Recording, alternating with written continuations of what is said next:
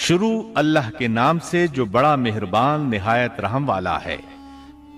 मूसा अलैहिस्सलाम के बाद बनी इसराइल 40 साल तक वादी तीह में सरगर्दां रहे, यहां तक कि हारून अलैहिस्सलाम और फिर मूसा अलैहिस्सलाम की वफात हो गई। उनके बाद बनी इसराइल की बागडोर यूशा बिन नून अलैहिस्सलाम ने थाम ली। आप यूसुफ अलैहिस्सलाम की औलाद में से थे।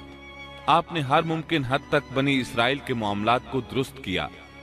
40 साल का अरसा पूरा हो गया तो ये बनी इसराइल को लेकर बैतुल मक़दिस की तरफ चले, क्योंकि ये बात उनके लिए लिखी जा चुकी थी कि वो वहां सकूनत पजीर होंगे।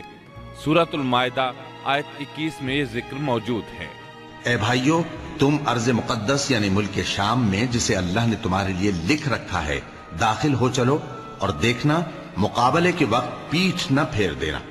ऐ मेरी कौम, उस मुकद्दस जमीन में दाखिल हो जाओ जो अल्लाह ने तुम्हारे नाम लिख दी है।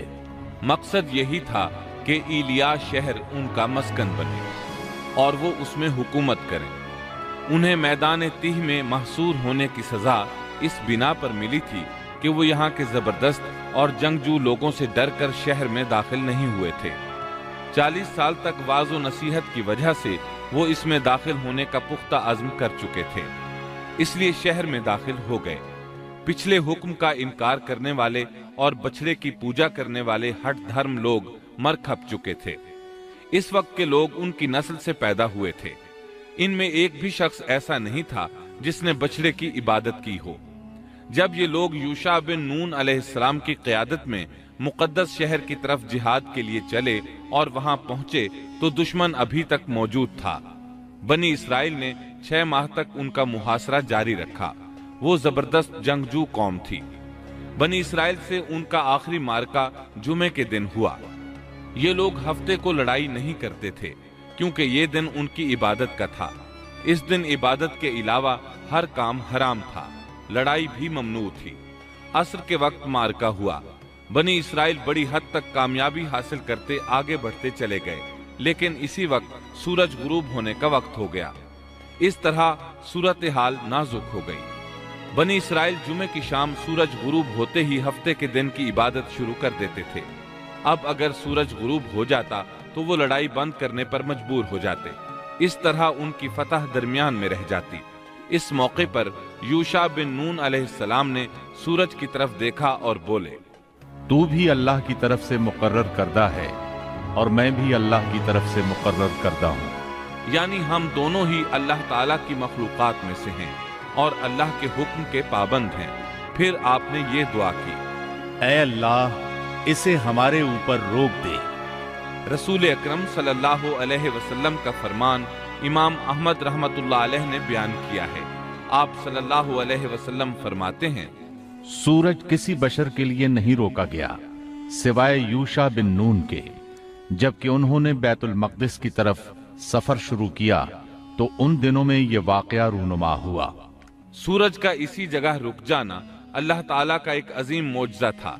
सूरज उस वक्त तक रुका रहा जब तक कि फतह हासिल न हो गई और वो बैतुल मक़दिस में दाखिल न हुए।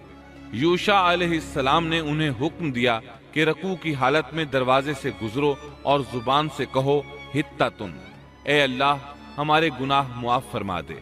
मतलब ये था कि गुज़श्ता सालों में हमसे जो गलतियां हुई उनसे हमें पाक फरमा। अल्लाह ताला सूरतुल बकरा आयत 58 में फरमाते हैं, और उस वक्त को याद करो जब हमने तुमसे कहा कि इस बस्ती में दाखिल हो जाओ और जो कुछ जहां कहीं से चाहो बाफरागत खाओ पियो और दरवाजे में सजदे करते हुए गुजरो और जुबान से हित्ततुन कहो, हम तुम्हारी खताएं मुआफ कर देंगे और नेकी करने वालों को और ज्यादा अता करेंगे। अल कुद्स फिलिस्तीन का दारुल खिलाफा था। यहाँ हर तरफ से फल आते थे, खुद भी जरखेज इलाका था। अल्लाह ताला ने फरमाया, जो जी चाहता है खाओ पियो। जब इस नई नस्ल को ये हुक्म मिला तो अपने आबाओ अजदाद की तरह उन्होंने भी नाफरमानी शुरू कर दी। इनके दिलों में ईमान तो था लेकिन मजबूत नहीं था। इसी वजह से वो यूशा अलैहिस्सलाम के साथ मजाक करने लगे और हित्तातुन की बजाय हिंतातुन फी शारतिन कहना शुरू कर दिया। इसका मतलब है गंदुम अपनी बाली के अंदर, और बगैर सजदा किए अंदर दाखिल हो गए।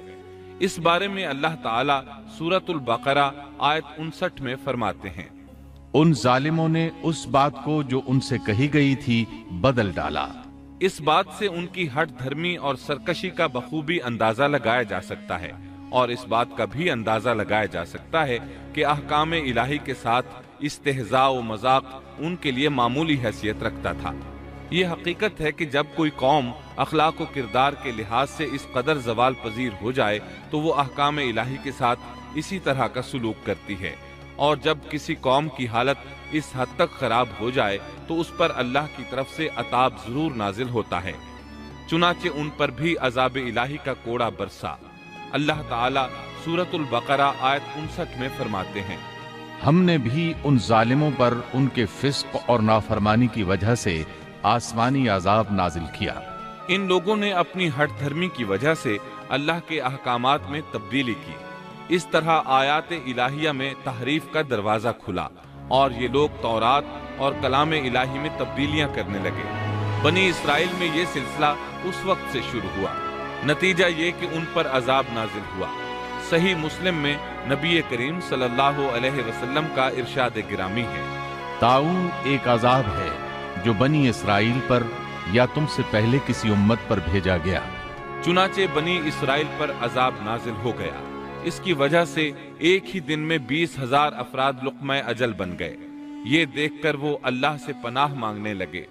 کس قدر عجیب لوگ تھے، اللہ کی آیات کو مذاق کا نشانہ بنایا، کلام الہی میں تحریف کی، اس کے نتیجے میں طاعون نے دبوچ لیا تو معافیاں مانگنے لگے۔ بہرحال اس طرح ان کی زندگی فلسطین میں شروع ہوئی۔ ان پر کچھ حاکم حکومت کرتے رہے تاکہ ان کے دنیاوی معاملات سلجھ جائیں۔ انبیاء کرام ان کے دینی معاملات میں تربیت کرتے رہے۔ ان کا دین بادشاہت سے جدا تھا، دین علیحدہ ہو گیا اور حکومت علیحدہ ہو گئی۔ حکومت اور اقتدار یعقوب علیہ السلام کے بیٹے یہودا کی اولاد میں تھا، اور نبوت یعقوب علیہ السلام کے بیٹے لاوا کی اولاد میں تھی۔ انبیاء کرام رشد و ہدایت کا کام کرتے رہے، ان سے مشاورت بھی رہی، لیکن دنیاوی معاملات کی باغ ڈور صرف بادشاہوں کے ہاتھ میں تھی۔ حکومت اور نبوت کی یہ جدائی یوشع علیہ السلام کی وفات کے بعد ہوئی۔ یوشع علیہ السلام جب تک زندہ رہے وہ ان کے بادشاہ بھی رہے اور وہ نبوت سے بھی سرفراز تھے۔ یوشع علیہ السلام کی وفات موسیٰ علیہ السلام کی وفات کے 27 سال بعد ہوئی۔ آپ نے 127 برس کی عمر پائی۔